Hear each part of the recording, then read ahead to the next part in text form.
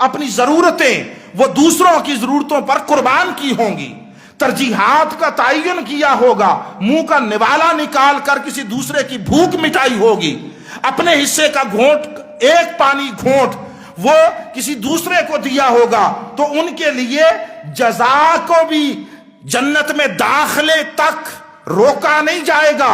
اللہ فرمائے گا میں سب جانتا ہوں، جنت میں جب جائیں گے سو جائیں گے، وہ 50,000 سال کا یوم قیامت اختتام کو ہوگا، آؤ تم نے میرے بندوں کے ساتھ عدل کا معاملہ نہیں کیا، انصاف کا نہیں کیا، احسان کا کیا تھا، آؤ آج میں بھی تمہارے ساتھ احسان کرتا ہوں۔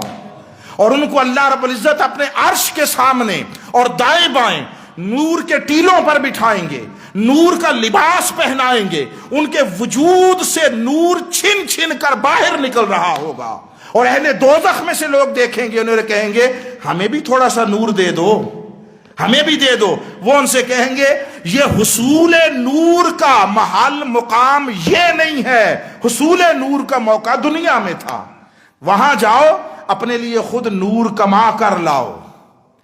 تو یہ میدان حشر میں بہت سارے معاملات ہوں گے۔ تو فرمایا ان تختیوں سے ان کے پیشانیوں کو، ان کے پہلوؤں کو اور ان کے پشتوں کو داغا جائے گا، اور پھر اس کے بعد میدان حشر سے وہ دوزخ کی طرف لے جائے جائیں گے۔ یہ بات قرآن مجید میں اللہ نے درجنوں مرتبہ مختلف اسالیب میں بیان کی ہے، ہم وہ سارے نہیں لے رہے چونکہ ہمارے زیر مطالعہ فقط یہی مقام ہے۔ اب اس سے اگلی آیت بڑی اہم ہے، فرمایا الشیطان یعدکم الفقر ویأمرکم بالفحشاء، شیطان تمہیں تنگ دستی سے ڈراتا ہے کہ اگر دے دیا بھی 100 روپیہ 10 دے دیے تو 90 رہ گئے نا، 90 رہ گئے۔ وہ تمہارے ساتھ بظاہر اس طرح لاجیکلی بات کرتا ہے، منطقی اعتبار سے، بھئی 100 تمہارے اپنے ہیں، کمائے ہیں، 10 دے دو گے تو 90 رہ جائیں گے، کم ہو جائیں گے، 50 دے دو گے تو 50 رہ جائیں گے، آدھے رہ جائیں گے۔ وہ تمہیں فقر کا معنی تنگ دستی ہے، یہاں تنگ دستی سے ڈراتا ہے اور بے حیائی کا حکم دیتا ہے، بے حیائی کا۔ اب بے حیائی کیا ہے؟ بے حیائی صرف وہی نہیں ہے جو ہم سمجھتے ہیں کہ کسی نے لباس میں بے احتیاطی کر لی تو بے حیائی ہو گئی، اور کسی جن سے مخالف کے کسی فرد کو دیکھ لیا آنکھ بھر کر تو بے حیائی ہو گئی۔ بے حیائی ایک فکر کا نام ہے، بے حیائی ایک نظریہ ہے۔ ہر وہ خیال، ہر وہ سوچ جو کسی دوسرے کو نفع پہنچانے کی راہ میں رکاوٹ بن جائے اس کو بے حیائی کہتے ہیں۔ ہمارے یہاں معنوں کا، لفظوں کا مفہوم کچھ عجیب سا ہو گیا، جیسے بدماش ہے، بدماش، تو ہم بدماش اور غنڈے کو ایک سمجھتے ہیں، یہ ایک نہیں ہے، یاد رکھیے۔ بدمعاش، بد کا معنی تو سمجھتے ہیں، سارے کے نہیں سمجھتے، بولیے کیا معنی ہے؟ برا۔ بد کا معنی برا۔ معاش کہتے ہیں روزگار کو، اسی سے معیشت ہے، اسی سے معاشیات ہے، روزگار۔ تو معاش ہوا روزگار، ذریعہ آمدن۔ بد کا مطلب برا، جس کا ذریعہ آمدن برا ہو وہ بدماش ہے۔ وہ ضروری نہیں کہ گنڈا ہو، وہ اور 100 صورتوں میں برا رزق کما سکتا ہے۔ جس نے برے طریقے سے رزق کمایا وہ بدماش ہے۔ وہ سمگلنگ سے کما لیا، کسی کو قتل نہیں کبھی کیا زندگی میں، مگر سمگلنگ سے کما لیا، یہ بدمعاشی ہے۔ اور غنڈا گردی اور شے ہے۔ غنڈا گردی دوسروں کو، لوگوں کو، افراد معاشرہ کو ڈرا دھمکا سہما کر ان سے چھیننا، یہ غنڈا گردی ہے، اور برے طریقوں سے روزگار حاصل کرنا یہ بدمعاشی ہے۔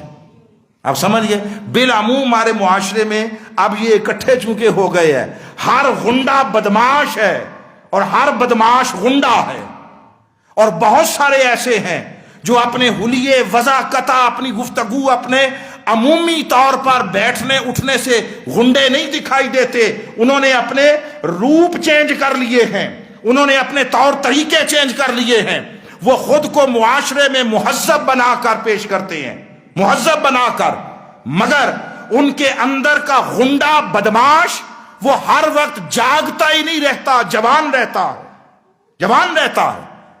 سو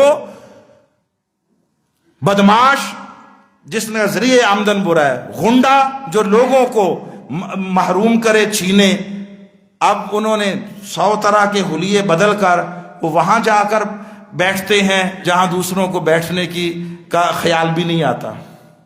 انگریز نے یہاں پر اپنے دور حکومت میں انڈیا میں بعض جگہیں ہوٹلز، کلبز اور اپنی خاص جو ان کی کمیونٹیز تھیں وہاں باہر لکھ کر لگایا ہوا تھا کہ یہاں انڈین اور کتوں کا داخلہ منع ہے، کتے نہیں جا سکتے یہاں پر، اور انڈین ہندوستانی لوگ نہیں جا سکتے۔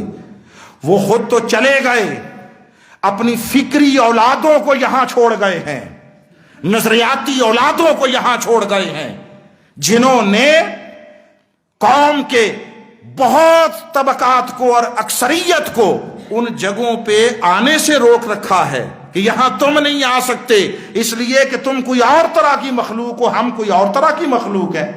اور وہ اس بات کو بھول جاتے ہیں کہ ہر فرعون کے لیے وہ موسیٰ پیدا کر دیا کرتا ہے۔ سو بے حیائی کا معنی کیا ہے؟ بے حیائی کا معنی فقط نگاہ کا بے قابو ہونا نہیں ہے، اس کا معنی یہ ہے کہ جس فکر سوچ میں دوسروں کو نفع پہنچانے کے لیے رکاوٹ آ جائے، یہ بے حیائی ہے۔ تو اللہ تمہیں مغفرت کی نوید سناتا ہے، بخشش کی، وفضلا، اور فضل۔ اب مغفرت تو ہے جو بھولے سے گناہ ہو گیا اس کی معافی ہے، فضل کیا ہے؟ فضل عدل سے اونچا درجہ ہے، عدل ہے کسی کو اس کے حق کے مطابق دینا، فضل یہ ہے اس کے حق سے بڑھ کر دینا۔ اللہ فرماتا ہے تم میری رضا کے لیے میرے بندوں پر اپنی جیب سے خرچ کر کے دیکھو، میں تمہیں تمہاری محنت کے مطابق راہ عدل سے نہیں دوں گا، راہ فضل سے دوں گا۔